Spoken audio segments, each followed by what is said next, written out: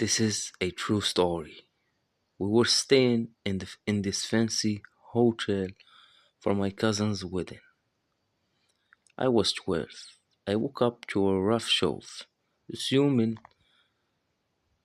that my sister was waking me up. It was early morning, about 7:30.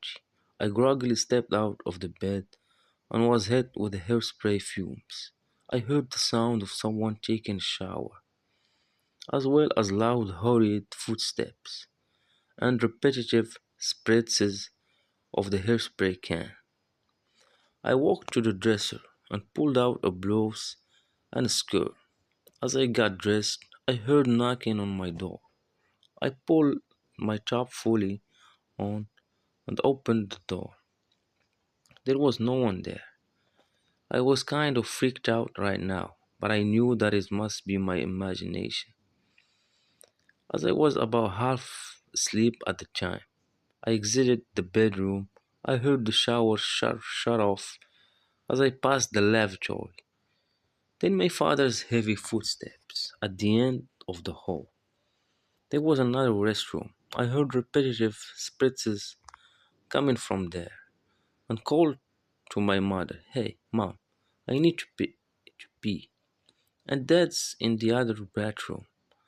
I heard my mother's voice, O'Reilly. It was definitely her voice, but O'Reilly was not someone she had ever said. I rolled my eyes and walked away.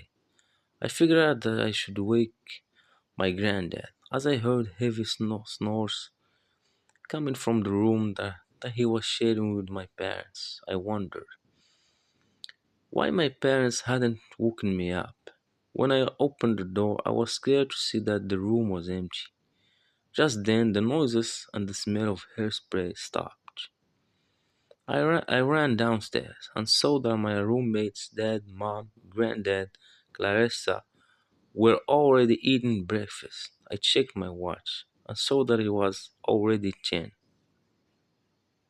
p.m. My mom stared at me. Wow, I thought. My sister then said, "What the heck?" I asked them what was wrong. My sister then said, "You literally just went to the bathroom," and pointed to the lavatory next to the small kitchen area. I walked over there and pressed my ear to the door. Sure enough, someone was there, washing their hands. I shook it off and counted my fingers. Then, 10 of them. I wasn't dreaming. I knocked on the door, and inside the bathroom, I heard my own voice calling out, "All right." I looked over my parents, sister, and granddad, who were all pale.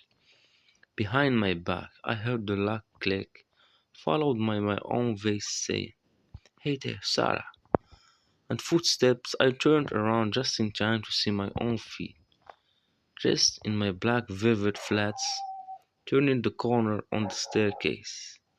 I felt paralyzed with fear, and goosebumps crept up my back. I wasn't able to move for about a minute before I told my family all about what had happened a few moments ago. My sister told me that yesterday when she woke up, I wasn't in my bed, but she heard noises coming from the bathroom when she went there. She saw me walking down the hall in my pajamas and called out to me, but I kept walking. When she went back to my room, I was still sleeping in my bed. She freaked out and didn't tell anyone. Fast forward to 2 years later. My cousin now has a 6-month-old baby, and we're talking to each other over tea. I showed my cousin about what happened to me and my sister, and she froze. "That happened to you too?" she said. I felt the goosebumps return to my arms and legs. She then told me that she had woken up and walked downstairs when she saw her fiance, now husband, sitting at the table eating cereal. He greeted her, then said that he was going to get something from upstairs. It took him some time. Eventually, she felt sort of concerned. I went to check on him.